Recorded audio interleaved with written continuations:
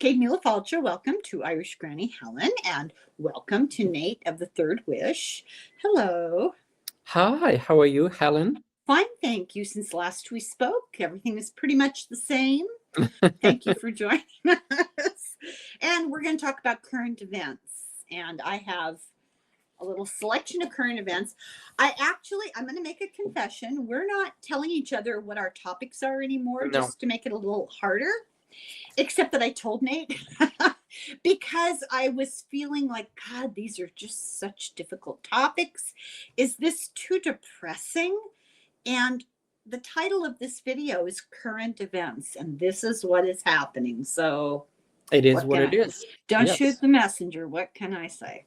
Okay, so the first thing we're going to talk about, if I can find my glasses, which somehow I seem to have lost. Is this even? Oh, there we go. I couldn't see them because I didn't have my glasses on.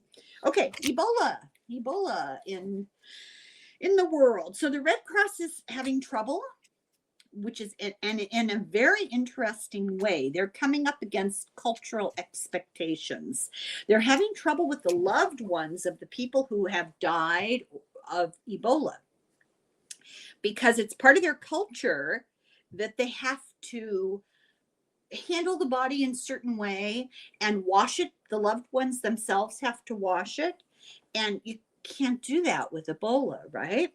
Oh, yeah. And they've had at least so far 5 attacks on healthcare providers by large groups of family, just attacking them.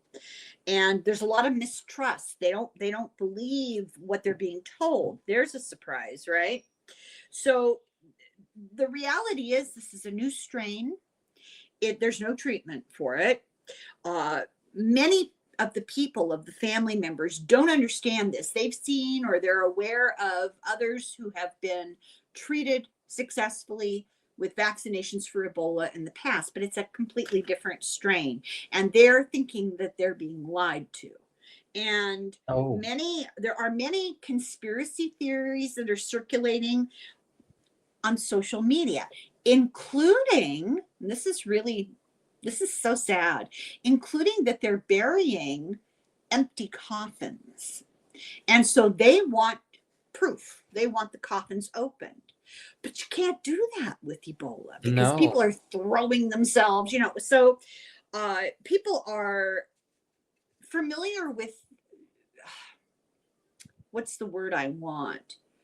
Being disappointed by international aid, which has happened a lot lately. They've been abandoned as far as money and personnel go. They've been promised things like water, like wells and things like that, and they've ended up with tainted water that makes everybody sick. They haven't gotten the medications that have been offered to them, promised to them, cuts to malaria programs. And so it's getting to where they don't really believe anything that they're being told. It's really not their fault, So what this head of the emergency operations is saying, if you tell me my wife and unborn child are going to purgatory, because this is what they believe, this is religious, if they don't do these ritual cleansings at death, if you tell me that they're going to purgatory or they're not going to proceed into the afterlife, or terrible things will happen to them, like they'll go to hell, then I might be willing to take the risk of forcing, contact with the body. And so what they're doing, the authorities are doing, is they're putting radio announcements out there, warning people over and over and over about the facts of the whole thing. But in the meantime, we're not truly hearing about it. Or, I actually, after I wrote this the other day, today, there was an article about it in the newspaper, but it was at the very back, a little small thing at the bottom. And I thought, oh, this is great. So they have, so far in Congo, they have over 1,003 cases with 254 deaths. In Uganda, 19 cases with 2 deaths. And the authority, the guy that knows the most, said this is out of our control now. Yeah. So my question is is this going to get worse? Are they going to be able to control it? Wow. Sorry to start on such a cheery note.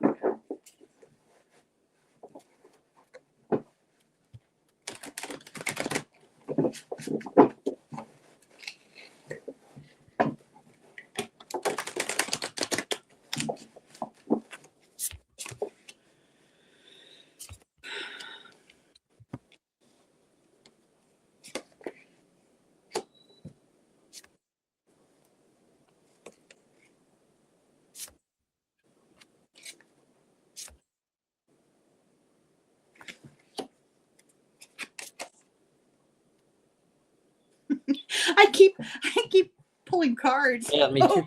hoping they'll improve. So what did you get? Well, first card is Judgment. So I felt like there might be more information coming out, despite the fact that it's kind of kept hush-hush. Temperance, this is a card of health. So that's the confirmation we're dealing with health. Five of Wands, it's going to be a big struggle.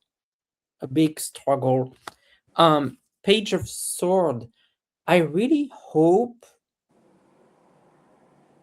that it's not going to impact children more.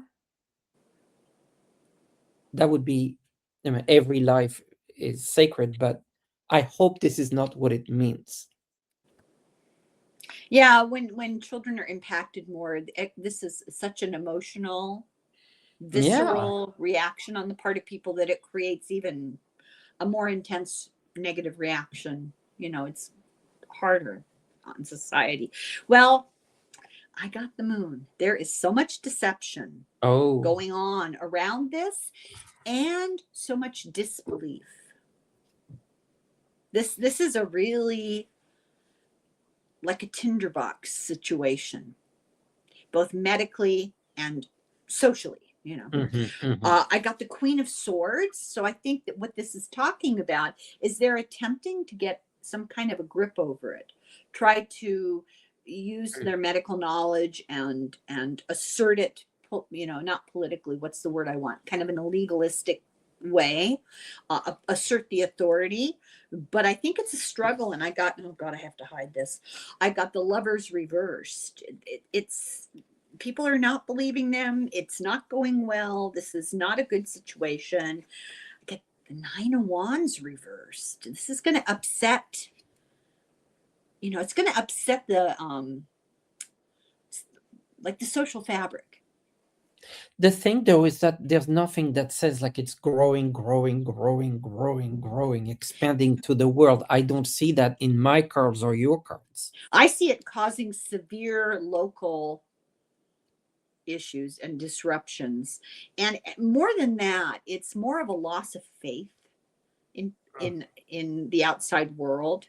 I think this is really going to challenge their the belief that they can rely on the help of the international community.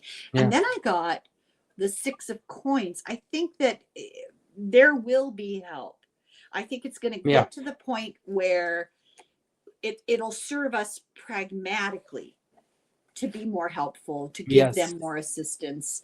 But the damage is done. That lack of trust, it's very hard to get trust back when it's, you know, challenged that way. Yeah. And so speaking of a lack of trust, this next topic, okay, I saw the articles in the paper and I kind of ignored them because it didn't register what I was looking at. Then I stumbled on a video that made some interesting correlations. And I thought, oh, I've got to look into that. And when I sat down to look into it, I couldn't find the video. I couldn't find it. And so I did a lot of Googling around and I went, you know how you Google, you get one page? Yes. I was going 10 pages in, hoping to stumble on something, and I didn't. So what I'm talking about, I'll show you a picture. This is very dramatic. I hope that you'll be able to see it. Trying to make this small enough that you'll be able to see it. Look at this fire. Yeah. See?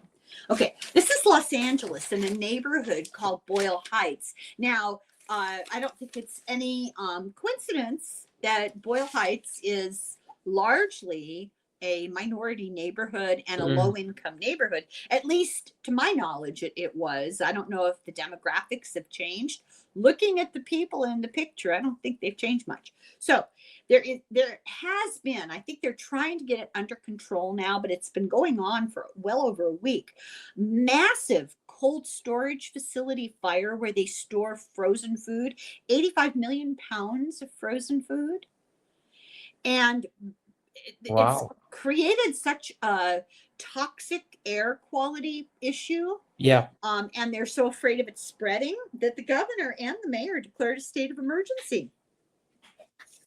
They issued shelter in place orders because of the toxins in the air, like ammonia. There was an ammonia leak, they thought. They weren't sure, but there was Wow. definitely deadly toxins in the air. The smoke was really bad. And they said it's affecting a large area locally, not just the neighborhood like Los Angeles. And it took them hours and hours and hours to get it even remotely under control. 3-4 days ago, it sounded like they were getting it under control. This morning, it doesn't sound that way. So I don't know what the up-to-date information is. But here's the real interesting part of this. These are the rumors that I heard. Now, granted, these are rumors. I can't back them up with facts. That's why we're going to read cards on them. Yeah. This is one of a number of huge industrial disasters that have been happening across Yeah. the country. And when they happen, they're not fixed. It's not like they go back and they replace everything that burned down, or they go back. I read about some kind of industrial disaster in a mill in the Northwest. Can't remember where, and people died. This is last week. People died. They, like a big tank of chemicals collapsed into itself and they died.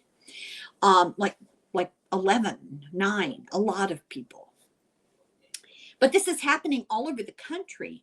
And there seems to be a sort of blind eye being turned when industrial infrastructure falls apart for whatever reason.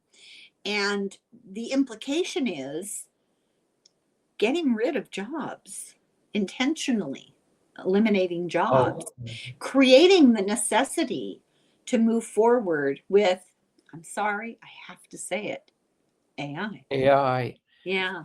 I was So- thinking, is this maybe like for insurance money? No, it's bigger than that. It's more, it has to do with the actual industry. It's not about getting money for the corporations. It's about eliminating things to move forward because they've got other plans in mind. Oh, like completely destroying. And Yes. Now, I'm really sorry that I didn't have more definite facts to back up the argument, but let's read the cards. And the question is, Yes. What is this true that this is kind of a conspiracy, right?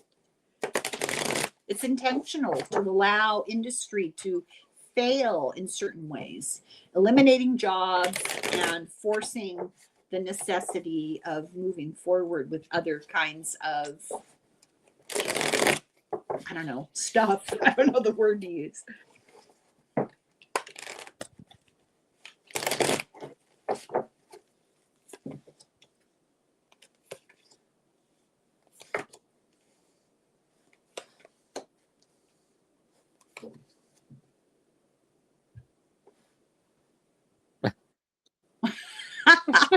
What did you get? Because I don't like what I got. First is the Emperor. So there's a decision at the top. The Hermit, those would be the people that are left behind, the workers. The Queen of Pentacles, there's a financial component. And then the sun, like I feel like there's gonna be clarity over all this. Like it's gonna become clear. It's gonna the truth will come Will out. come out. Yeah. Like your emperor, I got the magician. This is Yeah. manufactured. Yeah, it's manufactured. That's really interesting. I got the Seven of Cups reversed. I think choices are being eliminated, is the idea here. Illusions, Yeah, illusions. yeah. The Ace of Cups reversed. This is an anti-human type of decision being made, and it's all about the money. Nine of Pentacles. Yeah. So I think the conspiracy theories actually. Well, I feel like you could look at different levels. One, was it done on purpose by them to, or there's actually a fire, and then they say, well, since we have to really look at this from the ground up, might as well just have an AI factory. Yeah, or as they say in America, too bad, so sad. Right? So I forgot that I'm supposed to be reading this. I put my notes away. Okay, so in the same light, talking about employment, how employment is being affected in one way or the other by the mechanization of technology. So now corporations are pushing this idea. It's called the performance culture. And you know how business always has buzzwords and Yes. phrases, and it's very Orwellian. Yes. It's to cover the truth about what they're talking about. Well, that's kind of what this is about. What they're going to be doing is holding employees accountable for the end result of the work that's done. How much, how quickly, how valuable. So it's been actually described as ruthless. This is a ruthless policy. It gives corporations more leverage over people, and financially, they talk about how it's worth it financially, and this is how they describe it: cultivating soft skills. So they've made this evaluation of AI, and they realize there are some things AI can't do, and they want ultimate production, ultimate performance, minimal number of people. Right? Yeah. So they're balancing this. So what can AI not really do? Well, it has no empathy. It really doesn't do critical thinking. It doesn't have ethical decision making. It doesn't have relationship building. It can't do conflict resolution, and it can't motivate people. I mean, it can threaten, it can dangle, It can motivate people. Not on an emotional level. It can use a carrot and a stick. You do this and you're rewarded. You do this and you're punished. But that doesn't inspire people. So what they're doing is they're evaluating the fact that most human skills are resistant to being replaced by AI, like humanity is being resistant. And what they're looking at is durable skills, what they call durable skills. And they're trying to figure out how to exploit all this in corporate terms.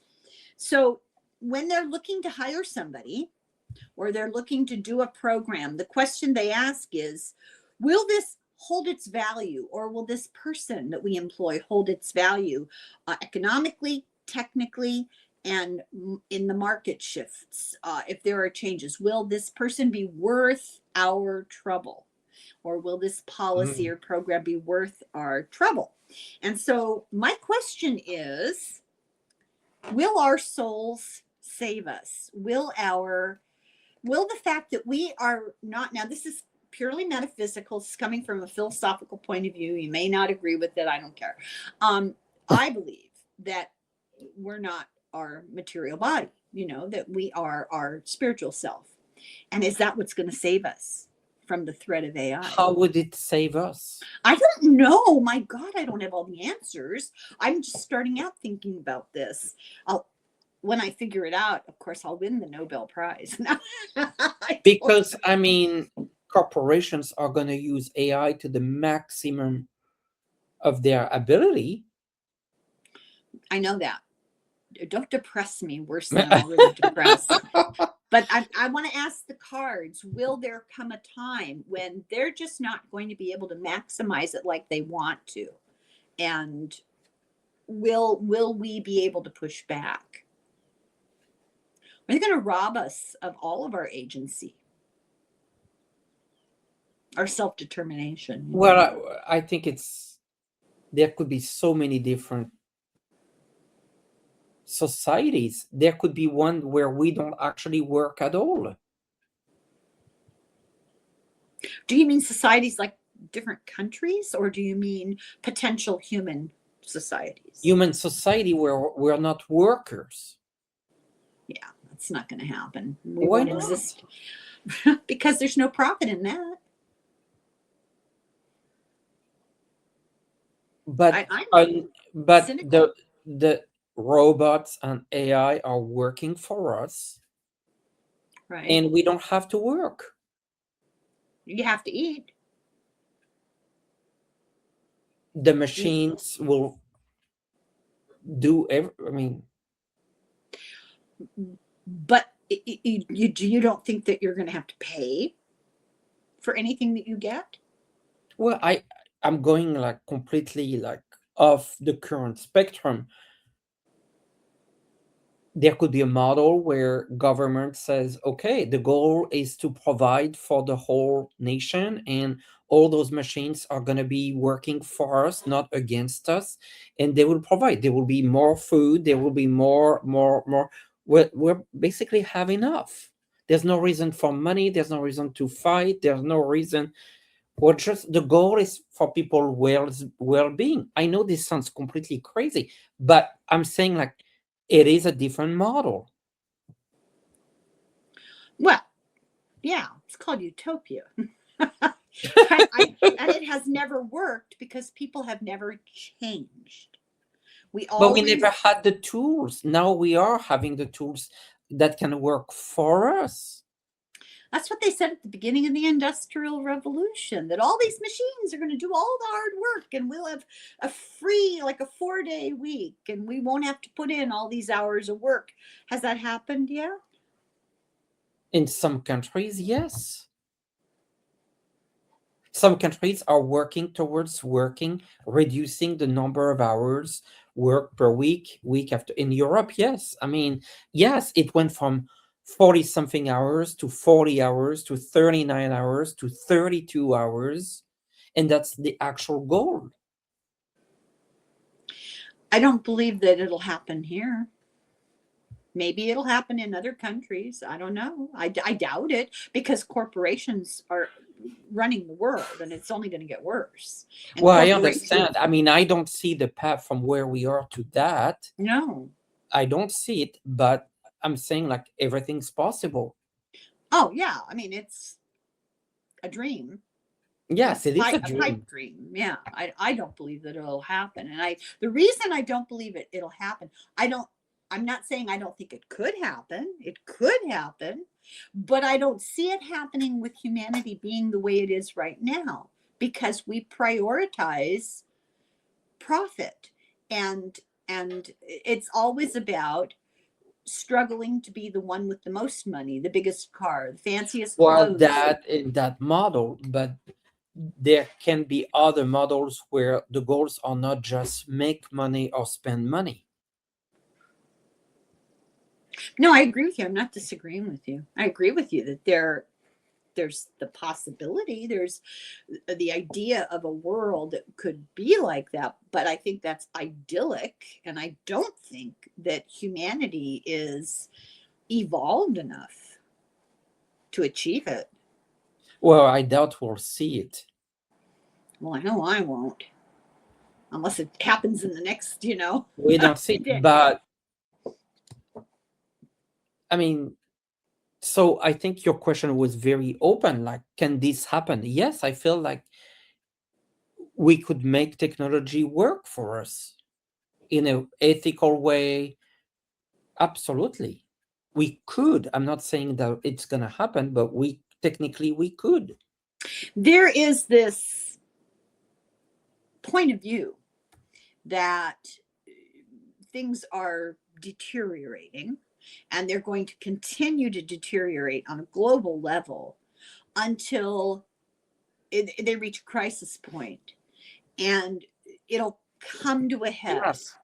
And at the end of that conflict crisis point, there will be a drastically reduced population, and it will be such a traumatic situation that the people who are still around are going to have a dramatic shift in consciousness. Yes. And they're going to realize, look, we don't want to go through this again. This hasn't worked. Yeah. We're lucky that any of us survived. What can we do differently? Yes. And so it's the end of a cycle and the start of a new cycle. We've been here many times before in the past. So I don't know what, I guess I can't ask time. You know, I can't tell how long or how soon something is going to be achieved, but we agree that that's ultimately the outcome of all of this, right? Yeah, and maybe the ETs are gonna come help us.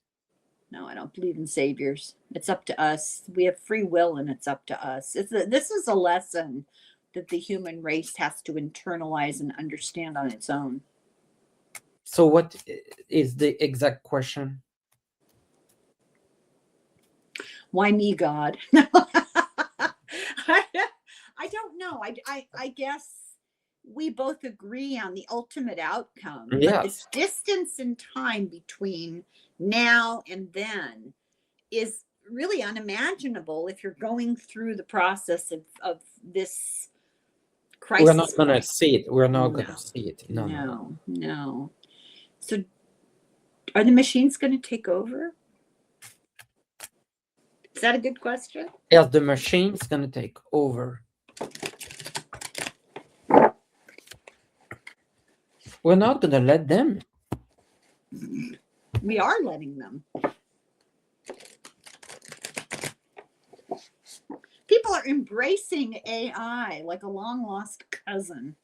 They're just thrilled with it. Are you kidding me? Everybody I know, and I'm not saying that they're bad people, because some of them are sitting right here in front of us.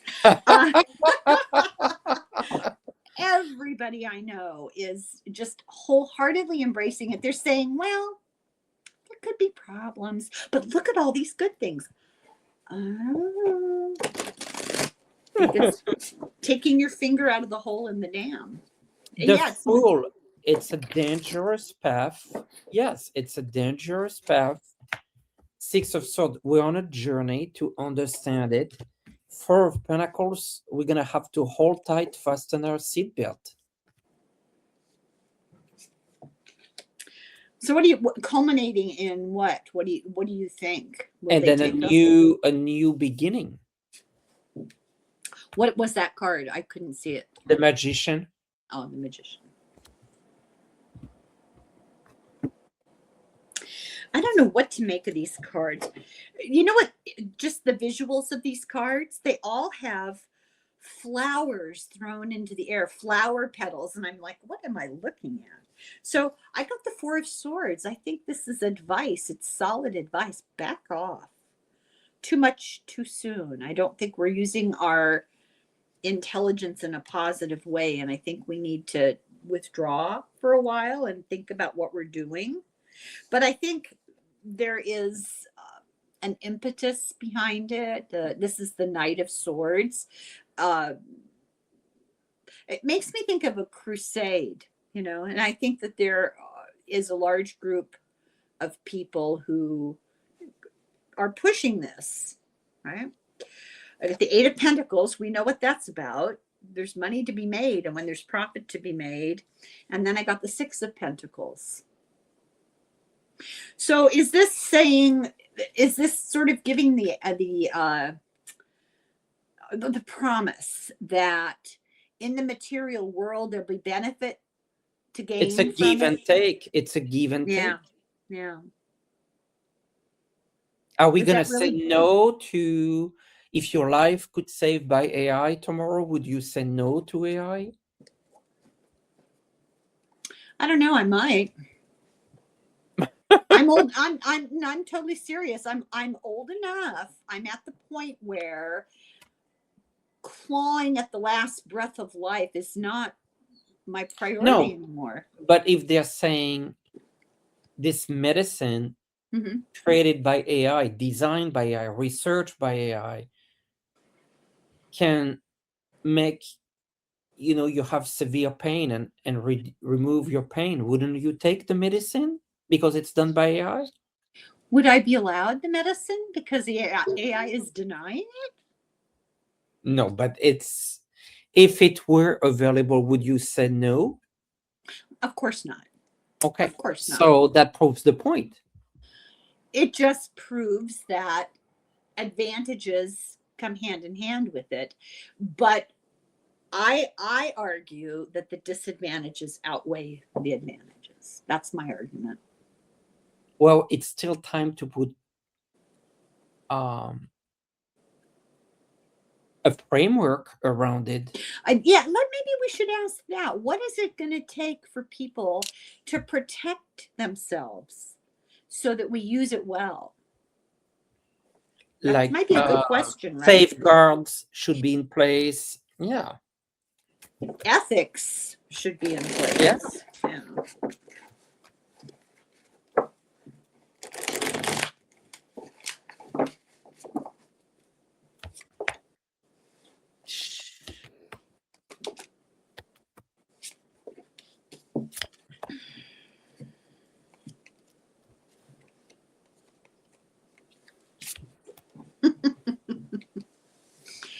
I do not like what I got. What did you get? Well, it's going too fast. 8 of Wands. That's the bottom line. It's going too fast. Yeah, you're gonna put even if you put a framework, you're gonna put legally and using government and Congress and people's. By the time you put that framework, it would have evolved so fast. Yeah. that framework would have to be reevaluated again. We're always going to catch up. That's the whole point with science. It's always going faster than the law. Yeah. Faster than our ethical framework can Yes. cope with it. Yeah. But did you get more? Yes, but they kind of say the same thing. It's the journey, and it's also kind of also the money. Yeah, I got the inevitability of it, the Wheel of Fortune. It's almost like our karmic challenge is how are you guys, we're being challenged, like how are we going to deal with it? So the answer to that, the Queen of Pentacles is about material contributions, so that it can be technology, it can be money, it can be whatever, but with a maternal care. It's going to require handling this knowledge and this equipment with care in mind. And then that's the other warning, the Ace of Cups. We're going to have concern for our fellow man and before anything else. And if we do, we can actually achieve something really promising, the Nine of Pentacles. But it requires this, and this is our karmic challenge, I think. We're really at an important moment in human history. Yeah. And that's why I'm hesitant. It's not because I'm, a Luddite, although I am, but I'm hesitant because I think we're kind of jumping in too enthusiastic. It's like I used to work on a neurological floor in a hospital, and every summer we would have patients come in, and this would be their story. Young person, doesn't care about rules and regulations, having a good time out at the river. And there's signs all over the place that say, don't jump into the water. There are hidden rocks under the water. And inevitably, somebody would just, we had one guy jump off the sign that said, don't jump into the water. My God. And quadriplegic. And we had that happen several times every summer. And It's just we're jumping into this in defiance of the writing on the wall, I think. Yeah. I don't know what the solution is. I feel like the problem is that our representatives are very behind on the topic. They don't even bring it up in campaigns.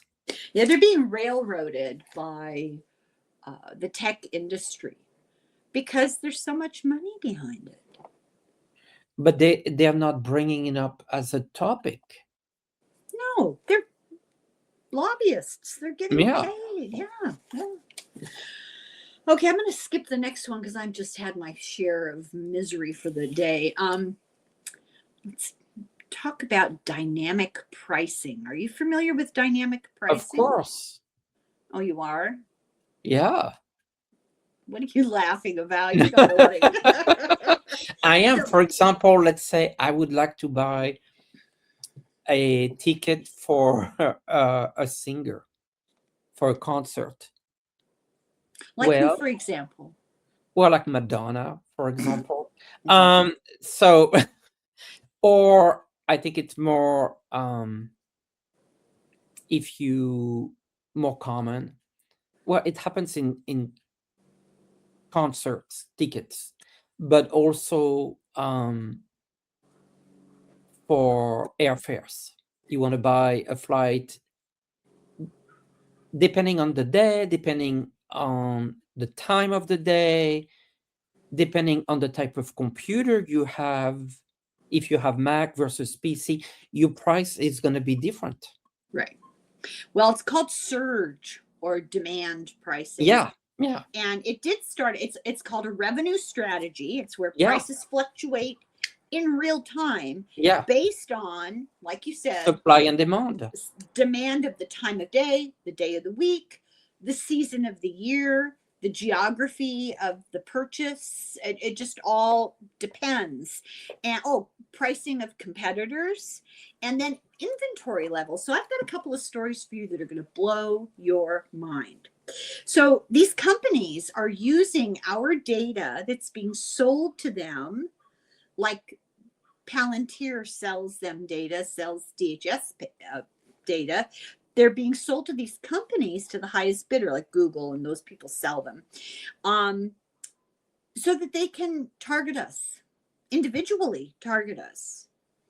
And so, and it's all done by computers, so it only takes a second. So let's say you want to get an Uber and you have a flight to catch. They will know that, and they will charge you more for the Uber because it's important that you get there right now. On time.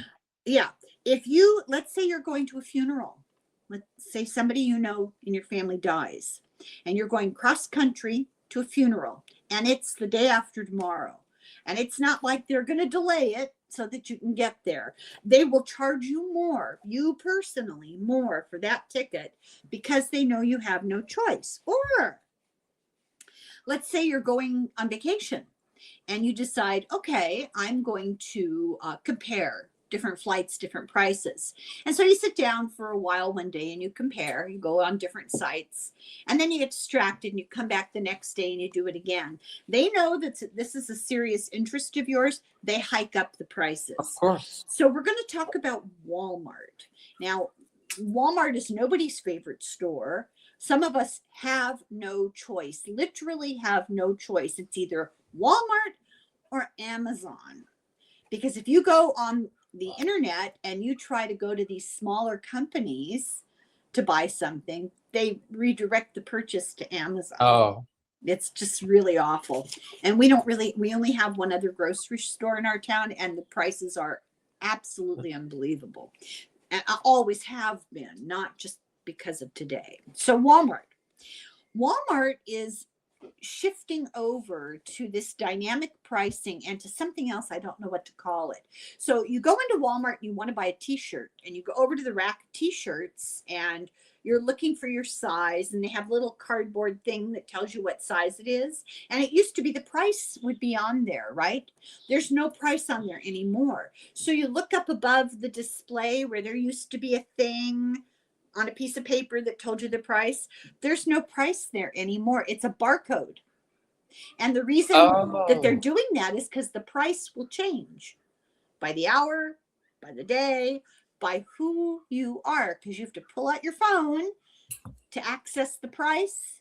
They know who you are. Bingo, the price changes to adjust it. They see your spending patterns. They look at your credit cards. They look at where you shop. They look at where you scroll. So they're doing this in real time now in Walmart. So that's one thing. Then you go and you're going to buy groceries. You give up on the t-shirts and you go down to the grocery section and you walk down the aisle and you see that there are no like paper prices on the shelves like there used to be. There's a little screen. It's a digital screen. oh yes.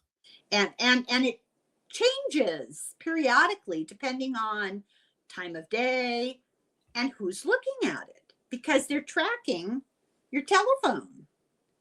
And they're using, get this, they're using facial recognition. And they're using something called emotional recognition. So here's how that works. You're there with your kids and you go down the cereal aisle and your kids want Cocoa Puffs, which is garbage, right? And you don't want to get the Cocoa Puffs. And the children are like, oh, you know, they're seeing that and they know that you're going to give in and buy it. They raise the price. And sometimes it's only a few cents, but it's happening to so many people And it across the adds country. up. Yeah, Okay. yeah, it's ridiculous. So they're looking at your browsing history. They're evaluating with AI your willingness to pay. So how do you avoid this kind of thing? You can clear the browser cookies. Yes. You can shop off peak time. You can not bring you can have a designated burner phone that you only use when you go to the store that doesn't have identifying stuff. I'm not kidding you. It's getting to that point. You compare prices, they say, on different people's devices, because there'll be different prices on different devices. Turn off your phone. Leave it at home. Don't bring your phone in with you. Have a list. Write down what the price is on the little screen. And then when you get up to the cash register, pay attention to what they're actually charging you, because you won't see the change in price. Let's say it's $1 and they peg you as somebody who really wants this and is going to buy it no matter what. When you get up to the counter, maybe it's $1.10 that they charge you. But the sign said $1? Doesn't matter. What happens at the cash register is what counts. The change made by the computer evaluating you is not reflected. You don't see it at the shelf. You see it at the cash register. So people are not paying attention, and they get their receipt and then it seems like a little pricier than I expected, but they're in a hurry and they don't think about it. So I listened to a couple of personal stories. It's horrifying. This woman wanted to get an Easter toy for her son's Easter basket. And she went online and she said to herself, well, I'm going to Walmart to buy some groceries tomorrow anyway. Let me check online and see if they have this toy. And they did. It was a little action figure and it was $11. So she thinks, oh, okay, I can afford that. They have it. It's in stock. Excellent. So the next day she goes to Walmart and she finds a whole big display of them on the shelf and they're $18. So she goes to the desk and complains, and they said, well, yes, that's true. $18 here, $11 online. It's cheaper online. And she says, are you telling me that if I order this online, I only pay $11? But Yes. if I walk over, the poor lady, Yes. it's not, and she said, yeah, that's the reality. Yes. So she went out to the car and she took out her phone and she ordered it for $11 to be picked up at Walmart in 15 minutes. She went and got her groceries and then got her pickup, and it was, sorry, out of stock. The toy's out of stock. We can't get it for you. to pick up. So her husband had been waiting in the car all this time. And of course, he's getting mad, right? So she goes and tells him, "You're not going to believe this." And he says, "Wait a minute." So he takes the $11 thing on the phone and the out of stock thing. And he goes in and he shows it to the lady at the desk. And he says, "What the hell is this?" And he says, go look down the aisle. There's a million of them. It's not out of stock. And I'm not paying that price. I ordered it online and I want it for the online price. And she said, "You're right." And she gave it to him, but because she was a sympathetic person. So that's the first story. The second story. And I think they could have said it's out of stock for this price. Yes, we have the same item for another price. It's out of stock for this price. Well, it's bait and switch. It's deceptive. So next customer.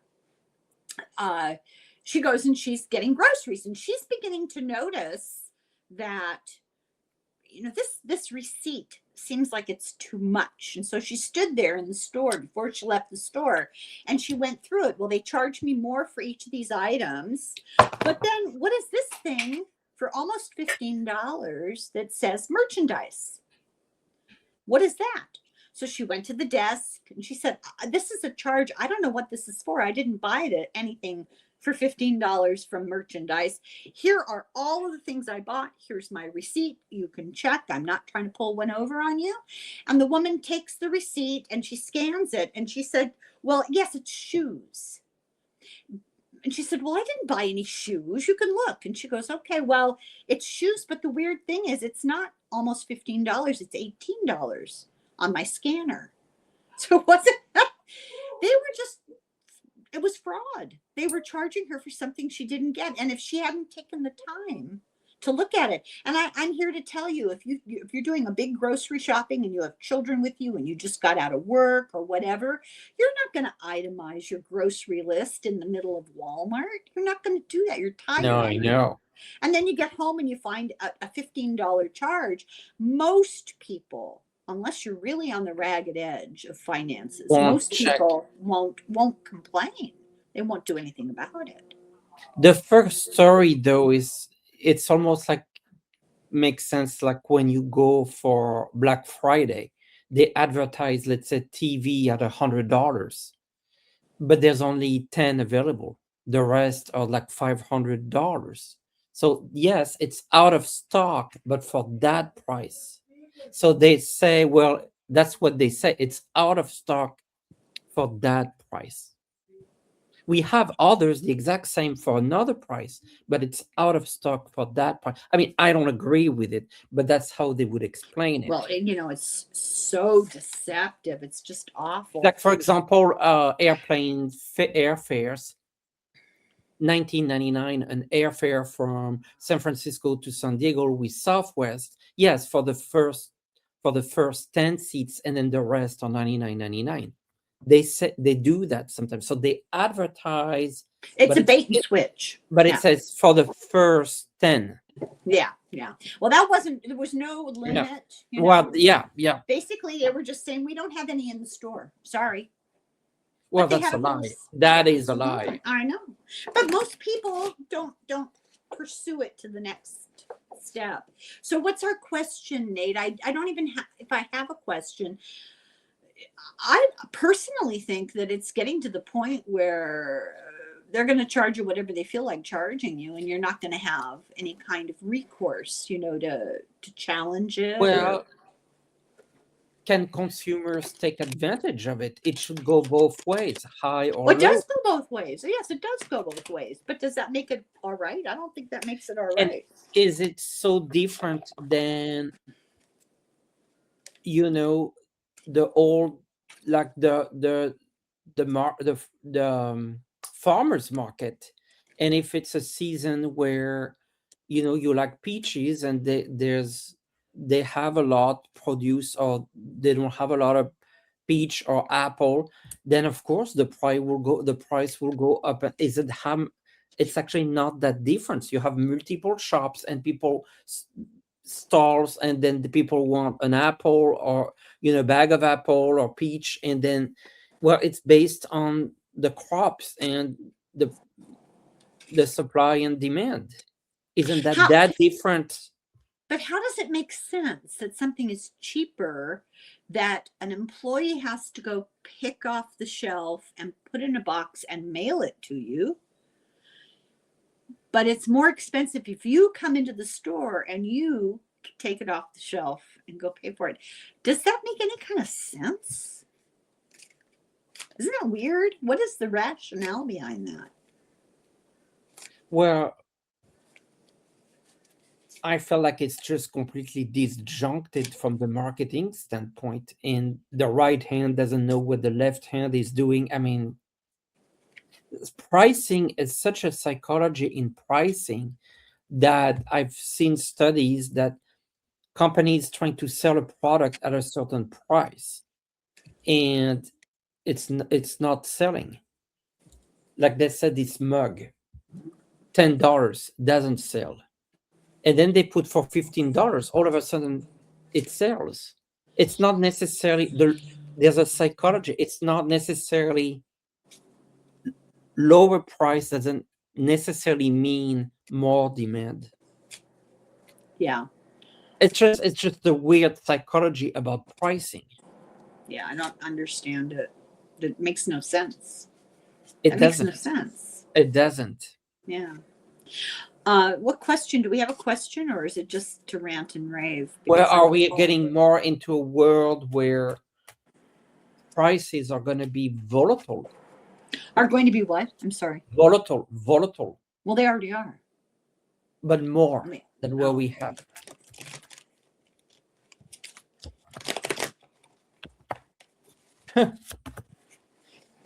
I think this is symptomatic of the trend that they're using facial recognition. They're using your patterns of spending to determine how they're going to target you for the price they charge you. I think that's a sign of a further loss of autonomy and self-determination, and, you know, especially when you're lied to, when you think it's one price, but then they charge another. That's just lying. Eight of Pentacles. It's the money, it's the working on making more money. Six of Pentacles, same story. Give here, take here. It's circulating the money. So yes, it's all about optimizing profit, and it's making us feel like this. Nine of Swords. Yeah. Well, I got an interesting kind of a statement on what's really behind it. So it's Two of Cups reversed, Four of Cups. There's just too bad if you don't like it, they don't care. Too bad. You know, there's no concern about how it's going to affect people. This is a cold-hearted sort of business decision. You know, it's just devoid of any kind of it's just business humanity, and it's coming down fast. And Seven of Pentacles, like you've got the Eight of Pentacles. It's just money. Yeah, it's no stopping that. There's no stopping. Yeah. So I have one more story that I didn't tell you about because I didn't stumble on it until later yesterday. And I'm a little worried that people are going to think this is terrible to even talk about. But, and it kind of, I'm kind of rubbing salt in your wounds, and you'll know what I mean when I talk about it. So this weekend there was a concert. So apply this concept to somebody else. There was a concert, and Rod Stewart was the highlight. Right? He's 81 years old. And if you get the opportunity, go on YouTube and watch the video where he kind of can't get his breath, and he's hanging off of the equipment to try to support himself to stand up. They had to bring oxygen on stage for him before he could continue, but he stayed and he performed sitting in a chair, breathing oxygen. Meanwhile, something they didn't mention in the newspaper article, but I went online to see this unfold for my own two eyes. He's surrounded by these lightsome blonde, young girls doing their little whatever, their Dance. choreography. Meanwhile, he's half dead behind them in the middle of all this. And my conclusion to this is he survived, and then he went home to wife number 3. And wife number 3 was born the year he turned 26. And yeah, there's a considerable age difference. He had been married for 8 years to Alana Stewart by the time wife number 3 was born. And so I just think this is symptomatic of a sickness that we have in this society. It used to be, I remember when I was little, my mother would always say, respect for your elders, Yes. or be polite, stand up when they come into the room, listen to what they have to say. And I'd get snippy about it. And she'd say, well, someday you'll be old and you'll get the same consideration. She lied, because that doesn't hold true anymore. We've lost respect for the dignity of aging. And I blame people like this who will not gracefully acquiesce to the passage of time. I think it's not giving up, and it's not, I think you should act your age. I do think you should act your age. Now, how do you define that? Well, I don't define needing oxygen on stage as acting your age. That's just foolishness, especially when you are visually being associated with much younger young women. I mean, draw your own conclusions. What are you supposed to think about that? That he's still in some way, attracting the attention of 23-year-olds. It's crazy. It's undignified, and it makes me crazy. What do you think? Well, I think there's a difference. If they knew that his general condition would require oxygen and he couldn't stand, that's one thing. But from the sound of it, he was doing fine, but had some sort of a health scare. No, it's happened before. They've had to give him oxygen on Oh. stage before. Yeah, this is not the first time. Because you could be young and have a health scare. Right. So everyone can have a health scare on stage. He's 81 years old, and he's trying to hop around like he's 18. So I feel like this could happen to anyone. Number one. Number two, the hardcore fans. I'm not a fan of a hardcore fan of Rod Stewart, but I think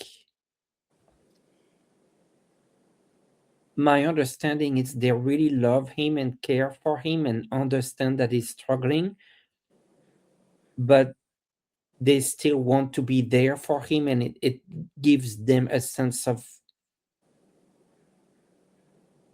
holding on. I feel like there wouldn't be concerts if you didn't have the fans. Right. It's a supply and demand, like we just discussed earlier. I see it. I don't disagree with that. But I see that there's a larger issue, which is a culture that is afraid of aging and will do anything to create the illusion that they're not getting older. People are spending fortunes to be surgically altered so they don't look their age. Of course. The makeup industry is, it's enormous, and billions and billions and billions, hundreds of billions of dollars for makeup and plastic surgery. And at the same time, there's a complete lack of respect for older people. Social programs for older people are being removed. Older people are being marginalized by things like healthcare programs. There's a level of disrespect. You now can work until you're older. In fact, in order to collect Medicare, you're going to have to work until you're older. There's no honor given to, like, well, you've served your time and now you can sort of rest on your laurels, and we'll cater to you. That doesn't exist anymore. It's a lack of respect, a lack of honoring age. I don't think it has anything to do with respect or morals or anything like this. I feel like it's in a capitalistic society that has to produce, where you either make money or spend money. And if you're older and you're not working, you're not producing. So the view that they have is that you exclude yourself from the system unless you can spend a lot of money, because, like I said, you participate is Yeah. spending. And so if you are on fixed income and you're not working, then they don't like it because you're outside the system. You don't think that's an issue of values? No, They're I'm not saying I'm valuing- not saying I agree with this, but the way of thinking is that way. Right. But it's because we're prioritizing profit and money and riches and wealth over everything. Over everything. Yes, of course, but that's the system we're in. Maybe we should change that. Just saying. We discussed that earlier. That's what I was saying. Well, it's possible to change system, But what's that going to take, you know? but we can't be surprised, or we can't be blind. When we work in a certain system, we go by the rules of the system. Well, you don't have any choice. You don't really have a choice. It's very hard not. Yeah, I mean, like, that would be called what I call being off the grid. Yeah. You could kind of be off the grid, but it's very difficult. I mean, completely no. It requires a certain amount of physicality to be off the grid too. And You're not going to be, self-sufficiency. yeah, you're not going to be able to do that easily as you get older.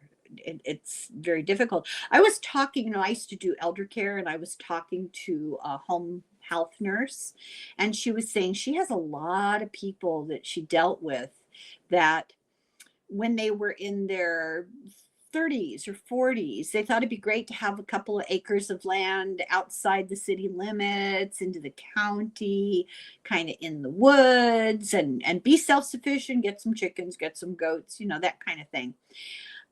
Eventually they reach an age where it's dangerous. You break a hip trying to get out to feed the chickens, and you can't drive because you've lost visual acuity, and maybe your family took your keys away and you're so far out that you can't get to services, to anything. It becomes isolating and difficult to function, and makes it impossible to be off the grid. So I don't know. I just thought it was hilarious that Rod Stewart is still out there with his shag haircut and his little blonde girls jumping around him. I thought, oh my God, I thought he was dead. I'm sure the fans love it. Okay. I thought he had already died. So I was surprised. I thought, no, did he come back to life? So, yeah. I don't know. You know who I'm thinking of. Yes. But the fans are there. That's what. Mm-hmm. Well, you know what my grandmother used to say? There's no accounting for taste. I know we're being so cryptic, but I don't want to give you a hard time. Should we draw a card, or are we good? I think we're good. Yeah. I'm sorry that this was not exactly lighthearted, but it was really a struggle this week to find, you know, positive things. If anybody knows of anything, let me know. Yeah. Thanks, Nate. Thank you for having me. See you next week. Bye-bye, everybody. Thank you very much. Bye, everyone. For watching Slung the Foil.